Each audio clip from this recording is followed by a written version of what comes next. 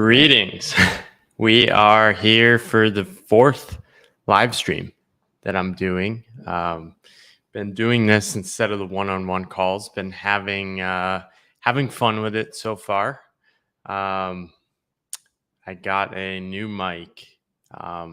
Reason I got a new mic was I decided to lean into the podcast more. And I've realized spending money on stuff like this is a sort of way to raise the stakes on my own commitment, ambition levels, different things like that. So new mic. I'm using my camera. I have this Cam Link thing that streams the camera. I think it should sync up pretty good with the video and audio. Started recording more podcasts again, and also wrapping up my time in Austin here. So we have about a week and a half left in Austin. Then we're heading up to Portland. We're going to go to the World Domination Summit conference, which is a conference hosted by Chris Guillebeau. He wrote a blog very much like what I read about, but way before me, about the art of nonconformity. And it's a pretty good blog. He started a conference around the ideas. And it's the final year of the conference. I went in 2018.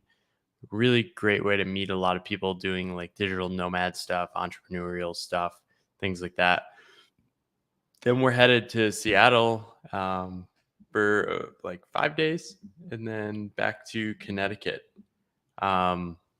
for a couple months for July and August. And then our plan is to come back to Austin in the fall. We're still trying to figure out what we're doing.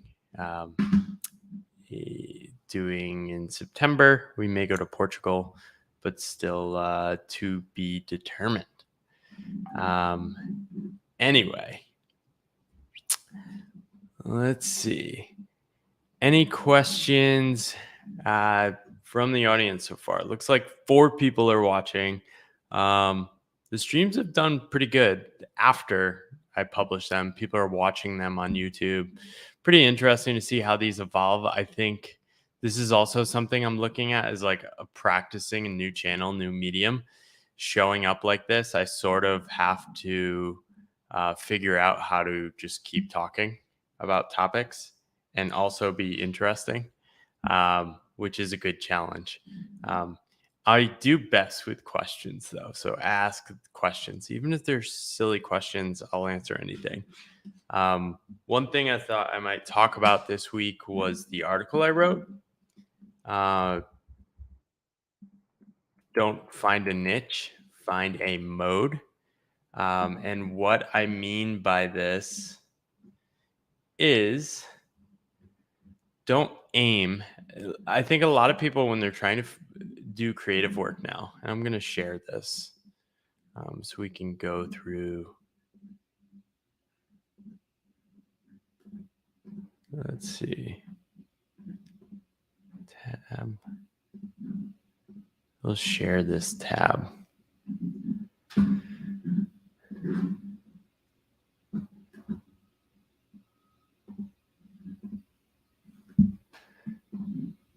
Yeah, so find a mode, don't find it over niche. The promise of finding a niche online is one of arrival. You start dabbling on the internet in some mode of digital creation and feel frustrated. You don't know what you're doing and no one seems to be paying attention. This is that first phase of creating and sharing online in which you're terrified. What will people say? Then you put stuff out there and you realize nobody's saying anything and you get frustrated. You want people to hear you and you start like researching. How do I come up with tactics? How do I be heard? Things like that. And you just think to yourself, if I can just find a better way to describe myself, pick better topics or narrow my focus, everything will work out. But I think this fails because people are applying it too early in the journey. I think early in the journey, the most important thing is really just to find a mode, the state of being, way of orienting, a type of creation that you're excited about that you can kind of guarantee that you just can keep going. For me, it was basically the newsletter that unlocked a lot of this for me in 2018. It was a way for me to like have a weekly cadence and have like a forcing mechanism for, oh, I actually want to write. I'm going to try to write every week. Gives me an excuse for something to commit to. And I'm still going. It's like 181 issues. Um, what I say is this is really about getting out of your head. I think a challenge with like creating online is so many people like are super smart doing these things, and they think I should be doing this, I should be doing that. I see this tactic works. How do I do this? How do I do that? Really, it's just about getting in your body though. When do I find myself most filled with energy? Why do I get so excited when I talk about certain topics? And it's harder because there's so many how-to guides online of how to improve, how to hack the algorithm, all these things. I have just started to think about podcasting and how to get more followers, but I've done 101 episodes before I started thinking about it. What I found in 3.5 years of doing it was that, oh, I actually get energized by doing the conversations. I like trying to get better and things like that. So at this point, I sort of know if I just, even if I casually do the podcast, I'll probably make it to 500 episodes sometime in the next 5 years, maybe 10 years. We'll see. Anyway, that article, I shared in my newsletter. I'll put a link in the chat. People might like it. I think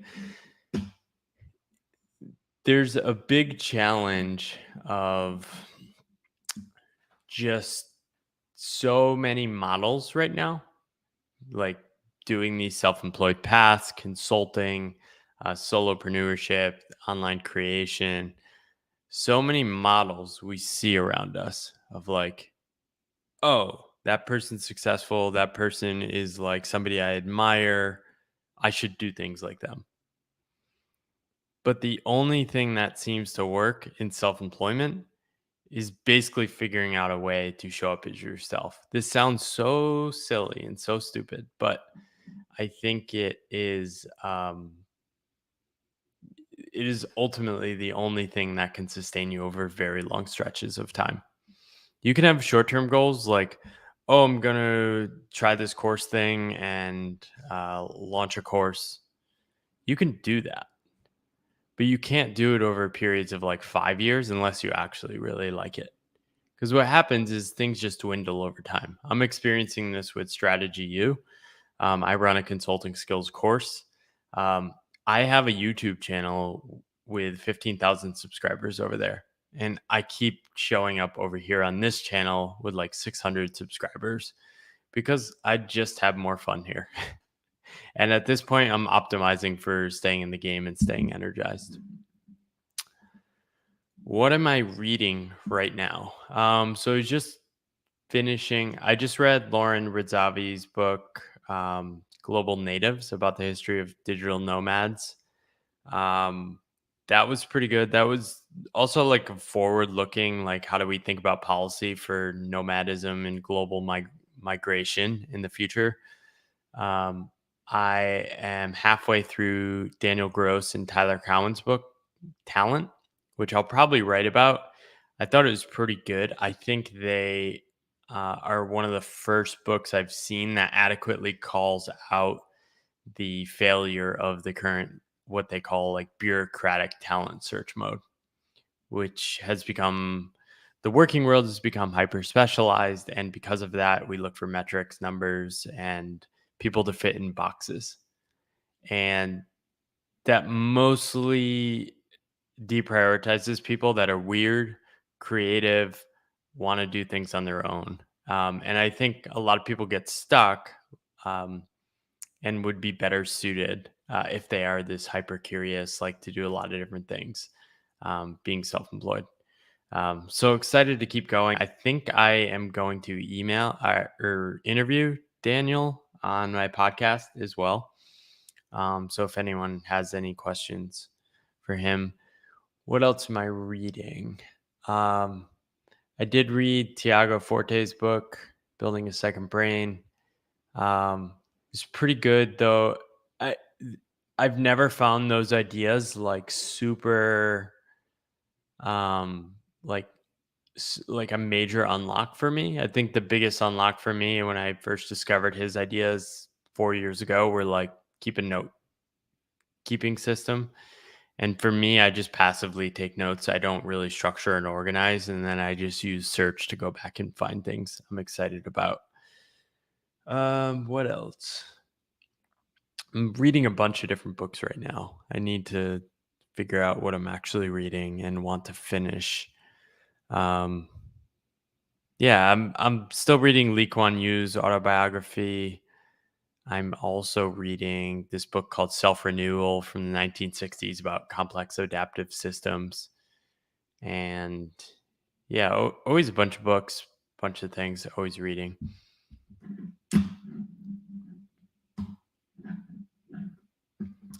What other questions do you have for me, friends?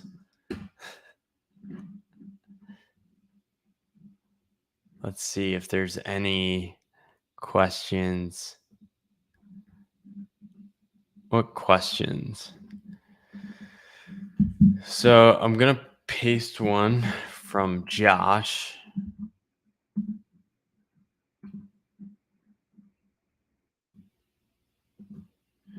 This is from Josh on Twitter. I have two productivity modes, shut up and do the thing mode where I numb my mind and execute, nitpick mega curiosity mode where I analyze everything about everything. And it's hard to do both simultaneously. Have you noticed this in others? How do they cope? Um yeah, I think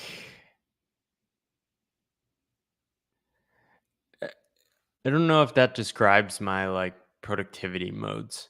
I think one is definitely like the coercive mode where it's like, okay, I committed something to something and I'm not like super inspired to do it and I just need to like power through, sit down and like do the work. I often just like try to block off time in my schedule or just use the power of like looming deadlines to drive me to do that.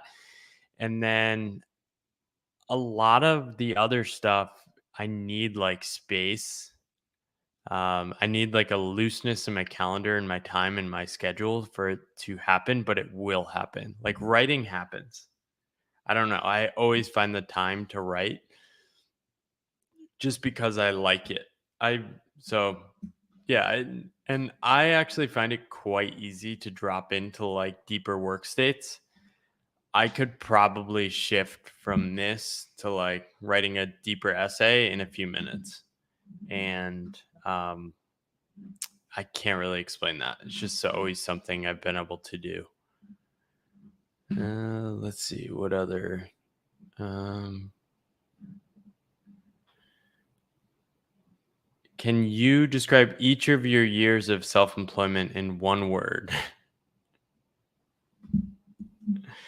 This is good.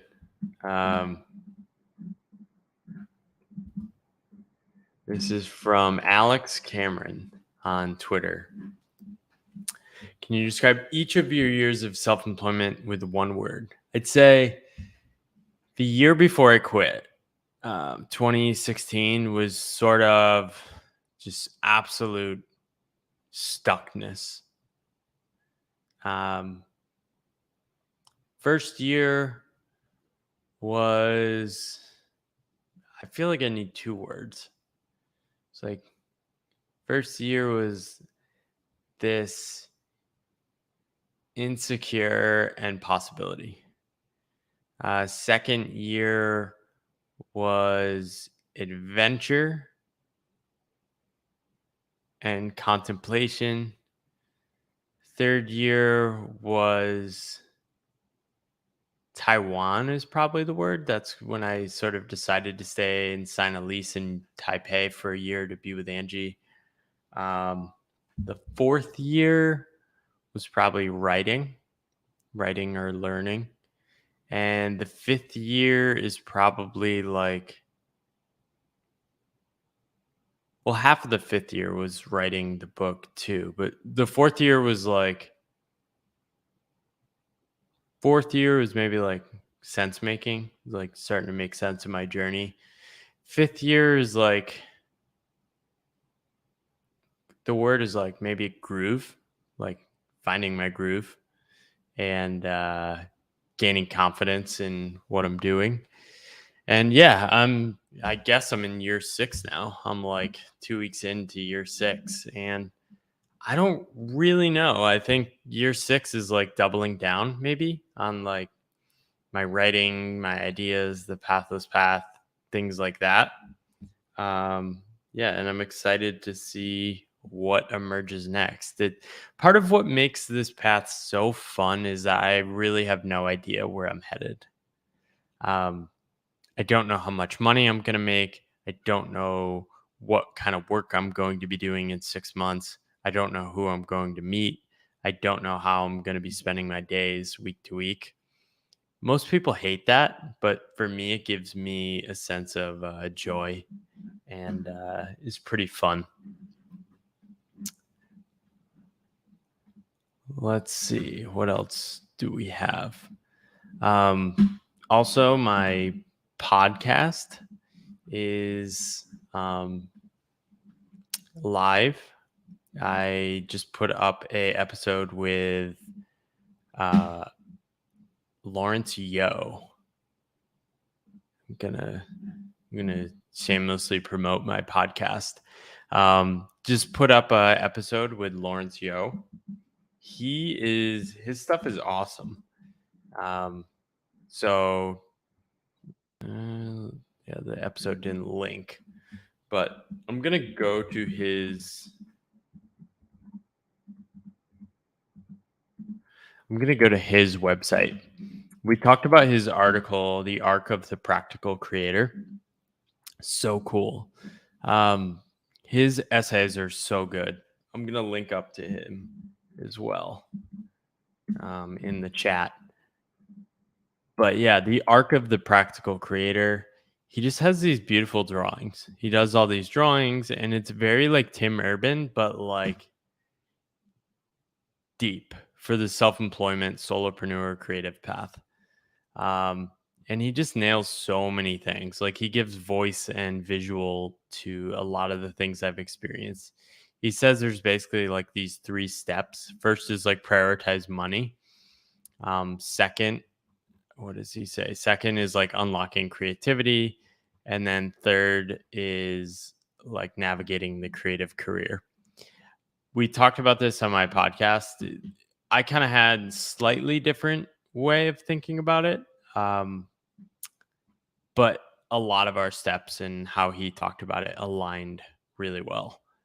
Um, yeah, the final stage of the arc: grow your curiosities, but preserve your attention.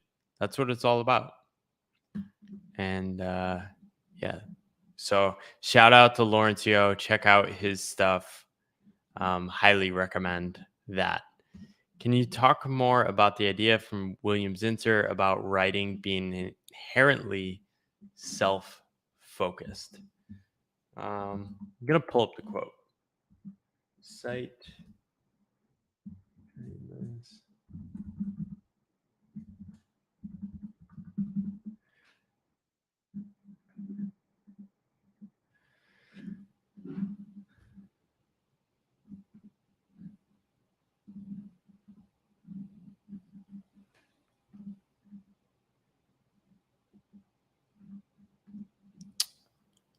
Let's see. So this is the quote I think we're talking about here. Sell yourself and your subject will exert its own appeal. Believe in your own identity and your own opinions. Writing is an act of ego, and you might as well admit it. Use its energy to keep yourself going. I think in so many creative things, I talk to so many people that have this like guilt or shame that they're saying things in public.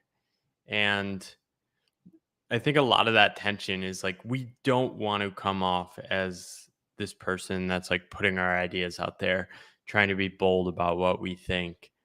because we see bad examples of like things we don't like that in social media and normal media, especially. Um, and I think you can get yourself in this tight trap of saying, like, well, I should stay quiet. The thing is, like, I I think that we actually just need more voices, more ideas in the ecosystem. And there's another post I wrote, which is this one. We need 100 more creators online and 100x more creators. And this is the way I sort of visualize it is what we see here is like people who want us to hear them are already being heard. They're like, I want to be heard. They don't have this impulse of like, oh, what will people think of me? They're already sharing, right? And then there's this larger mass of people who either like sharing or not sharing, but like this tiny sliver is the people who like would inspire us. Other people are waiting to hear from, who are just scared to share because they don't want to appear like this people in the box on the right, especially the worst actors of those kind. The thing is, like, the only thing that will balance out the worst actors is like people with that fear that say, okay, I have this fear of like, I might look silly or I might say things that are bad, but I think I can protect against that and try to do it with principles, with values, things like that. So yeah, here's what I want. I want to expand this space. Less people chilling, more people sharing. Um, the thing you realize when you start sharing online is that other people are waiting to hear from you. They want people, um, they're looking for people like them. And it doesn't have to be people like you in the same stage. I've been so surprised by how diverse the people reaching out to me are. Different genders, race, age, geography, socioeconomic status, industries, employment status. People resonate with like the vibe of what you're putting out. So the more of those, the more people can actually find the voices they want to connect with. And I think that's really the upshot of like engaging and sharing with ideas online. Um, so yeah, and so to get to the question here, I think the shift was like just not being ashamed. It's like, oh, okay, writing is an act of ego. It's okay to admit that. We all have an ego. We all want to be heard. We all want to be seen. We want to be loved. We want to feel lovely, right? So it was like, okay, that's okay. And if I offend some people or people don't like the fact that I'm sharing, that's going to happen. But it's worth it because other people might find value in what I'm sharing and I might connect with people that make my life better too. Christovo, 7 people watching now. Hello, everyone. I've been on a decade-long journey focused on incremental increases in freedom. Love it. I know I want to enter a period of focused creativity and connecting with people that pique my curiosity. Your book really cleared up some. Oh, he's just saying thank you. Oh, awesome. I I totally just used a question to hype myself there, but I really appreciate that. Like, I mean, this is why I write. I love hearing that like random words and thoughts I've been generating in my mind for the past few years have like helped people. It's so cool. Like it motivates me to keep going, even though like the writing and this kind of stuff, like I can't really support myself financially fully from it yet. But it's this is why it feels like it matters. So it makes me want to keep going. I like that, Caraminder. Good stuff. Um, let's see. What else? What else? What else? What else do we have? No questions on Twitter. I have struggled with that fear, but I've also struggled with the other side, imposter syndrome. Yes. So I think when I think about like creating and sharing online, there's 2 stages. One stage is like just getting over like your insecurities and like getting over the fear of sharing and that imposter syndrome. That is basically a numbers game, I think. This is why like VisaCon Veersamy on Twitter, he says do 100 of something. I think it's spot on. Like just keep sharing. It's not solved by like changing your mindset. It's basically just solved by like people criticizing you and surviving or realizing nobody's saying anything and that you still want to show up and share something anyway. Um yeah, I give you permission. Just share it with me. I love reading people's stuff, especially when they're starting. You can subscribe me to your newsletter. No questions asked. Um let's see what else. Another thing I was thinking about a lot. I saw a tweet from Nat Eliason. He was talking about quitting drinking experiment, and drinking's really interesting. I think it was something very intertwined with like my work life, especially in cities like New York and Boston. Everyone drinks like every weekend. Like almost everyone in my life, like their life revolved around like drinking events, either like after hours drinks or like weekend drinks. There's always beer, alcohol, wine at so many events. And when I became self employed, I just sort of lost interest slowly and then decided to basically stop drinking. I haven't drank for like 3.5 years now, almost 4 years. Um, and just really interesting how that connects to like a more wage-based life versus of a self-employed life. I also have like health issues that made it very easy to like want to optimize my energy and never be feeling down because of alcohol. And the fact that like the kind of work I do requires a lot of like energy cognitively and focus. Um, so I can't just kind of like float through a work day like I did when I was employed. Um, but yeah, that's it for this week. Unless people have more questions, I don't want to make these like too long. More just like getting the reps. This is like my do 100 of like live streams. I don't think these are very good yet, but maybe I can like introduce segments or figure out better ways to structure these. But week 4, maybe we will make it to 100. When I start things, I really design them to quit. So like I could quit next week. I have at least 3 more scheduled through July. You can go to Luma to sign up for future ones. I'm gonna link that here. Um, but yeah, the whole goal is to like do things, and then in the experience of doing them, just notice, what do I like about this? What I do like about this is like questions inspire me. They inspire me to think. They inspire me to write. They inspire me to reflect, and they make me smarter and hopefully more successful on this journey. And success is really defined by continuing to have the right to play and keep going and do the things I claim to want to do and figure out if it can continue to work. Awesome. Well, I'm going to end this week's unless somebody slips in a question. 5, 4, 3, 2, 1. I will talk to you later. Peace.